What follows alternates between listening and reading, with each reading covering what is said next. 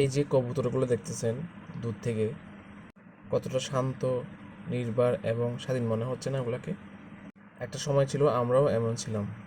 ছোটবেলায় ছোট ছোট সুখেই আমরা খুশি থাকতাম, ঠিক এরকম কবুতরগুলোর মতো যেগুলো আমরা দেখাচ্ছি। কিন্তু এখন আমরা ফেসবুকের লাইক, কমেন্ট, শেয়ার, রিচ এসবের মধ্যে সীমাবদ্ধ। এসবেই আমরা বন্দী হয়ে আছি।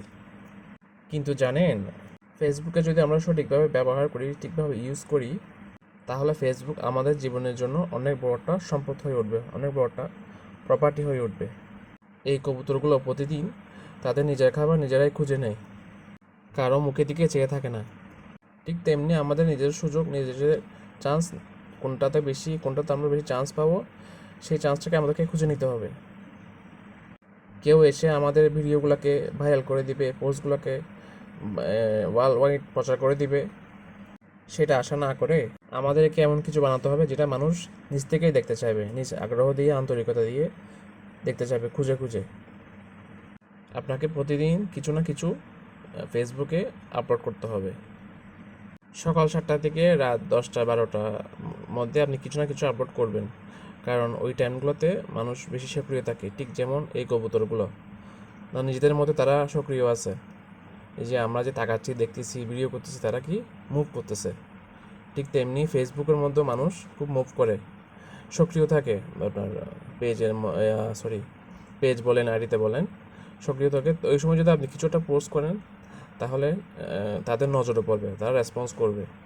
ঠিক যেমন এই যে কবুতরগুলো যে আমরা করতেছি, নক করতেছি, ওরা কিন্তু কি রেসপন্স করতেছে। দেখছেন কত সুন্দর কবুতর, আল্লাহর রহমতে, আলহামদুলিল্লাহ। এগুলো এক একটা আল্লাহ কত সুন্দর সৃষ্টি, এগুলো দেখলেই আমাদের মন ভরে যায়। ঠিক তেমনি আপনার কন্টেন্ট দেখেও মানুষের মন ভরে যেতে হবে, ঠিক সেভাবে আপনাকে আপনার কাজগুলো করতে হবে। আলহামদুলিল্লাহ। এই যে দেখছেন, এই কবুতরগুলোর মতোই শান্তির জীবন আমরাও চাই। কবুতর কিন্তু খুব শান্তপ্রিয় মানুষ, মাশাআল্লাহ। দেখছেন কত সুন্দর সবাই ঘুরে বেড়াচ্ছে তাদের মতো করে। এরকম জীবন আমরাও চাই। ইনশাল্লাহ আল্লাহ একদিন আমাদেরকেও করবে। এখনও আলহামদুলিল্লাহ আমরা সবাই ভালো আছি যার যার জায়গা থেকে। তারপর সবাই চাই একটা বেটার লাইফ, বেটার কিছু করার জন্য লাইফে।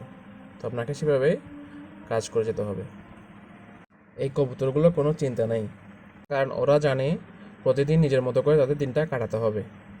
ঠিক তেমনি আপনিও আপনার মতো করে কন্টেন্ট সাজাবেন, অন্যদের থেকে নিয়ে, অন্যদের থেকে কপি পেস্ট করে না করে আপনি আপনার মতো করে কন্টেন্ট সাজাবেন, ইউনিক স্টাইল তৈরি করবেন। ভিডিওতে যদি ভয়েস দিতে লজ্জা লাগে, সংকোচ লাগে, ভয় লাগে, তাহলে সেই ভয়টাকে অবশ্যই কাটাতে হবে। যেমন এই কবুতরটাকে আমি ধরতেছি, সে ভয় পাচ্ছে, এই ভয়টা পেলে চলবে না। এই দেখছেন, ভয় পাচ্ছে, সে আসতে চাচ্ছে না, পালাই গেছে একটা।